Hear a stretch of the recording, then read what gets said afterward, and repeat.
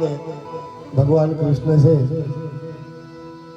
આવું હોય નહીં પણ સંતો એને ઉપમા આપી છે ભગવાન દ્વારિકાધીશ દ્વારિકાનો રાજા છે ચાંદીના પતરા જેવી એની દાઢી ઘરડી ઉંમર છે પોતાના મહેલમાં બેઠા બેઠા એને વિચાર આવે કે હું તો રાજમહેલમાં અહીંયા જીવી રહ્યો છું પણ ગોકુળમાં મારી માં શું કરતી હશે જેના ધાવણ ધાવી હું મોટો થયો જેના માખણ ખાઈ હું મોટો થયો એ ગામડામાં મારી માની ઉંમર કેટલી હશે મારી માં શું કરતી હશે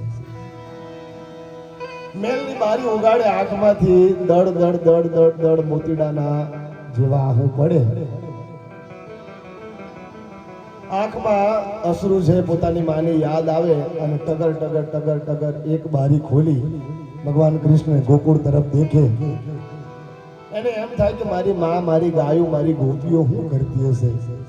પોતાની માની યાદમાં એનું હૈયું કલ્પાન કરે અને પોતાની માનું રુદન પોતાની માને યાદ કરે એની આંખ ભીંજાય અને એ આહુડા જ્યારે ધરતીની માથે પડે કવિ એ વેળાએ ભજન લખે કે ભગવાન કૃષ્ણ દરેક દીકરો સાહેબ એક માને બહુ વાલો દીકરો હોય અને બાપને વાલી દીકરી હોય છે એક બાપને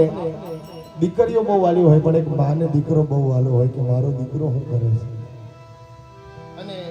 એક હાવ સાચી વાત કરું સાહેબ